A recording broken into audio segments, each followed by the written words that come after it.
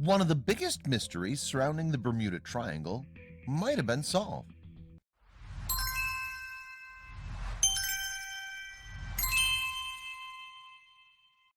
It was December 1925, and the SS Cotopaxi set off for Cuba with its cargo of coal, never to be heard from again. With no remnants washing ashore, it was as if the ship and crew had vanished off the planet completely, rumored to be victims of the Bermuda Triangle. Nearly a century later, however, this mystery may be coming to a close.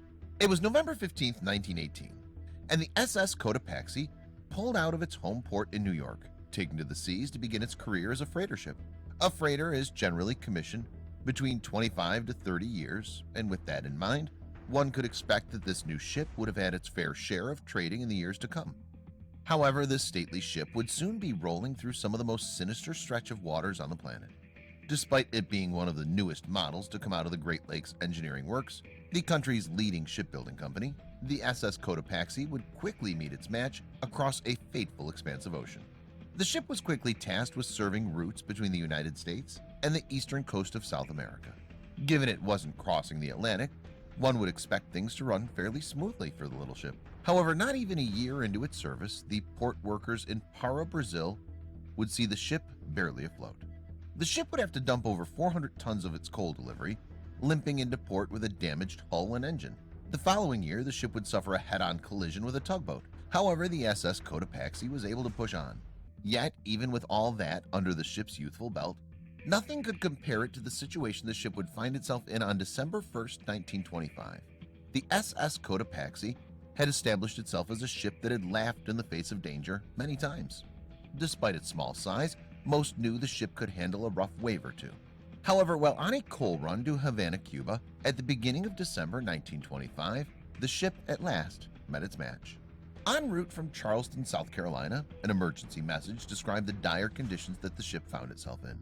Apparently, the SS Cotopaxi was listening and taking on water. After that sole initial message, nothing more was heard.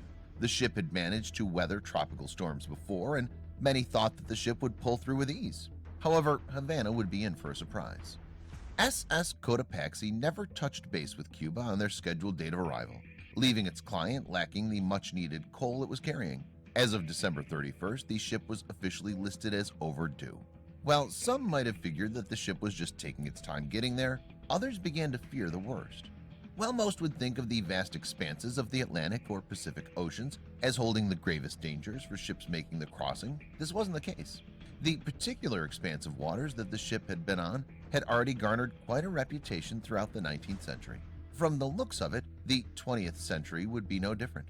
It's far from unheard of for a cargo ship to be a little late on a delivery. However, the SS Cotopaxi wasn't just tardy, it had disappeared entirely, never again to pull into port. Some believe that the vessel had fallen victim to its very route, doomed by the menacing space of water between the island of Bermuda, Puerto Rico, and Florida. It's a triangle that's always been shrouded in mystery. Throughout the 19th century, a handful of ships simply vanished while crossing the area. While some would go down the scientific route and blame it on bad weather, others had much more extreme ideas about the Bermuda Triangle. Some would lean towards the notion that the SS Cotopaxi and other vanished ships were being swallowed up by something that defied all logical explanations.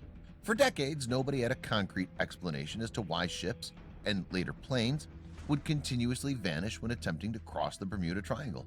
It was even believed that the Bermuda Triangle had swallowed the lost city of Atlantis, and that the city's ancient technology was working behind the disappearances. Supporters of this theory pointed to man-made walls that were discovered off the coast of the Bahamian island of Bimini, which were later proven by scientists to be natural beach rock formations. Yet as imaginations ran rampant, theories surrounding the SS Cotopaxi went beyond ancient civilizations and headed straight into the stars. The first half of the 20th century saw more and more events rumored to possess extraterrestrial links, such as the Battle of Los Angeles or the much-debated Roswell UFO incident. Following this pattern, people in the 1950s began claiming the Bermuda Triangle had some sort of extraterrestrial connection. This belief was especially popular after 5 Avenger bombers simply vanished while flying off the coast of Florida.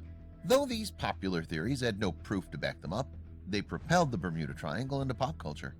Soon enough, Hollywood big shots had their lens fixed on depicting the mystery. Even famed director Steven Spielberg would flirt with this notion, with the SS Cotopaxi popping up in the desert in his movie Close Encounters of the Third Kind, and this would be far from its last appearance.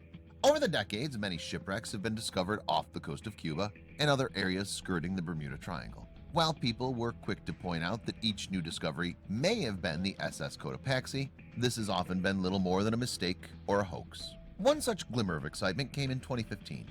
A story hit the internet that Cuban naval forces had discovered an unmanned ship heading for the island. When they intercepted it, they claimed to have discovered it was none other than the SS Cotopaxi. While many found themselves in awe, people questioned the validity of the story, which soon enough was revealed to be fake news. While folks were losing it over that fictional ship, one crashed vessel kept getting overlooked. By the 1980s, numerous divers and fishermen off the Florida coast had become very familiar with a specific area they called the Bear Wreck. The wreck got its name from being the grave of a mystery ship, yet unidentified, that had long ago sunken beneath the murky sea. One can see its age simply by how hard it is to recognize as a ship. Curious to get to the bottom of the wreck, scientists soon took to the area by the dozens and began a full-fledged effort to identify the vessel. One man stepped into the scene and took a particularly keen interest in the wreck site. What were they hoping to have found?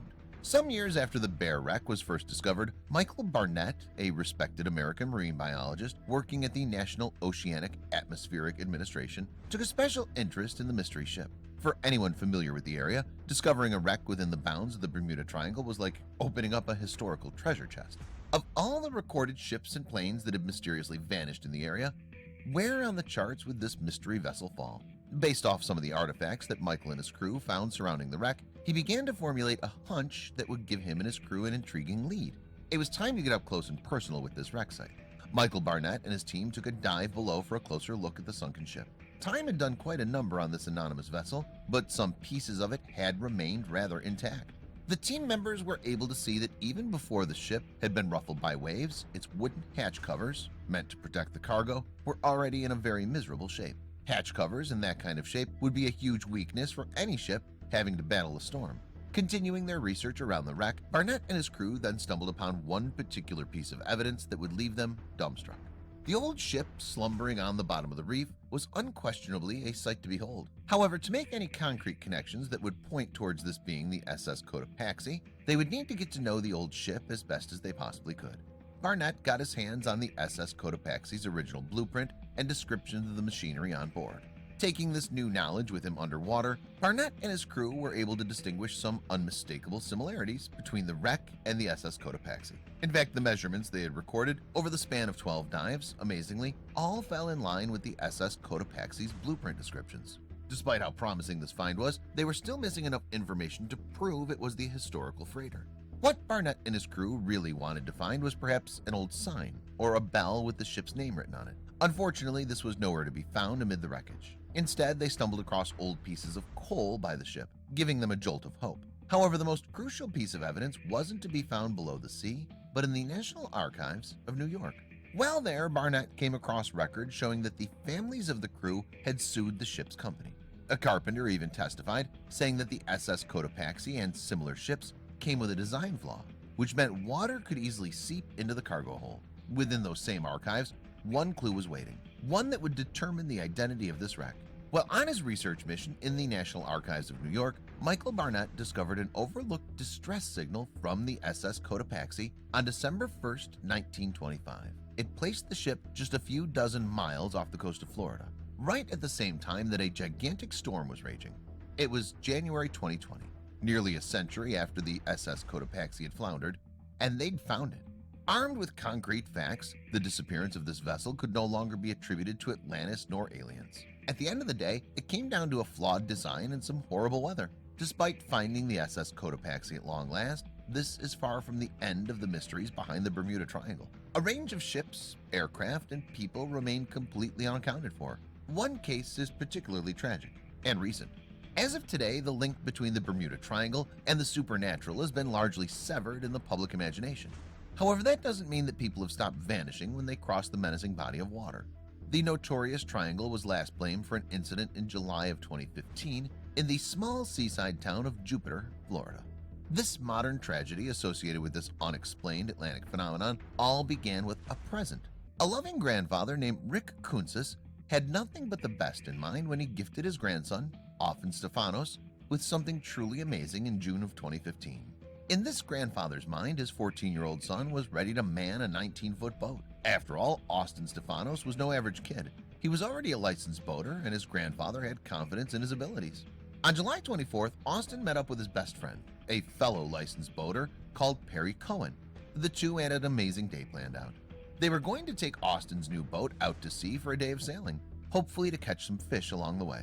The two teens headed out of their homes in early morning hours and began preparing for what should have been a great time. That said, weather conditions overhead were already telling a different kind of tale. While the boys might not have noticed the ominous clouds gathering in the distance, Rick Kuntz didn't miss them as he arrived home that morning. Despite the signs of bad weather looming ahead in the distance, things seemed to be going pretty normal around town, and the morning was even bright and sunny. However, as the hours rolled forward, it became apparent that the boys' boating trip might not be going as planned. There was a break in Austin's normal boating routine that caused a little bit of worry back on shore. Austin's mother was the first to suspect that something could be wrong. As her son and his best friend were out on the waves, Austin's mother knew something was awry. As usually, Austin would call periodically when he was on one of his boating trips. That July day had been no different up to a certain point, and that's when she became concerned. Young Austin had been on top of those calls throughout most of the early morning. However, after an 11:25 a.m. call, they stopped coming in. Oddly enough, Perry himself didn't have his phone with him that day. While most would assume they were out at sea by that point, eyewitnesses report something very different from what most people would suspect. The boys officially left land a little after 2 p.m. as a video camera caught the two boys speeding out of the Jupiter Inlet. It wasn't long after that when Austin left a Snapchat post that showed a photo of his fishing rods. He'd captioned it saying, "Peace out, Jupe." Not long after that, Jim Doolin, a commercial boater and fisherman, claimed to have seen a small boat with two boys in it heading directly into an area that was engulfed by a storm. He remarked, "I said to myself, those kids are crazy. There's no way they couldn't see that storm." The storm was really black. The temperature dropped and you could tell it was going to be a really mean one. Jim Doolin had seen the two boys in a rather small boat careening forward into the storm, as many were doing the exact opposite and racing back for land. The signs of imminent danger would have been obvious to both boys, so it's highly unclear why they were determined to cruise forward towards the advancing storm. If they didn't know the storm was serious at that point, they soon would. Storms in these waters had sank a freighter like the SS Cotopaxi, and the small boat that Austin and Perry were in was now directly in harm's way. The boys soon enough recognized they were in a bad situation. Austin took his concerns to a place that would surely get some attention. By the time the afternoon came around, most of Jupiter was aware that a heavy-hitting storm was advancing towards them. With that, the boys' classmates looked on in horror sometime after 2 p.m. as Austin uploaded a photo on Snapchat. It showed him and Perry with a backdrop of darkened clouds. The caption attached to the photo simply read, "We're effed." Not long after the photo was published, it was removed or made private. The boys' followers marveled at the image and wondered what was going to happen to their friends. It didn't take long for people to begin to suspect the worst. Between the haunting Snapchat message and the fact that the boys had not arrived home by 4 p.m., Austin's grandmother found herself in a world of worry. She then placed 2 phone calls, one to the police and one to Perry's parents. On the double, police immediately launched into a search and rescue mission. After searching for them and interviewing anyone around town who might have seen them, it soon became terrifyingly apparent that the 2 teens actually did something they weren't supposed to do on that day. This news would come as a shock to anyone who had known them. As more information about the boys came into light throughout the evening, it turned out that Austin and Perry had never been given permission to leave the Jupiter Inlet and go out on the sea for the day. Somebody wasn't doing their job right. Someone had let 2 minors slip on by and head into a storm. This tidbit of information sparked a public outcry surrounding the notion that 2 minors were allowed into the dangers of the sea with no authorization whatsoever. From that point on, the investigation took a more serious turn. The police just weren't cutting it. The search was due to take a more serious and intense turn. With little progress being made, the police investigation soon fell into the hands of the Coast Guard. They combed the ocean for the small boat and even did some air searches. Rick Kuntz, Austin's grandfather, also did his part, searching night and day for the 2 boys. All the while, their bereaved community came together on the Florida coast to hold a candlelight vigil. Many hoped that the boys had somehow made it to a nearby island. However, this was highly unlikely. On July 31st, the search was officially called off, and the 2 families were left to their own devices. They turned to fundraising websites to help maintain their search. Heartbreaking news came to their doorstep. Nearly a year after the accident, Austin's boat was discovered capsized in an area that lay within the bounds of the Bermuda Triangle, and as with many wrecks discovered or not discovered with that area, not everything added up. When the boat was pulled from the water, Austin's cell phone was inside it, but the two boys were not. Despite the sad find, some still cling to the hopes that the two teens are alive. However, over half a decade has gone by, and the boys still remain lost at sea. Whether they're deceased or alive on an island somewhere, for now they will remain part of the 924 recorded people considered to have vanished into the Bermuda Triangle.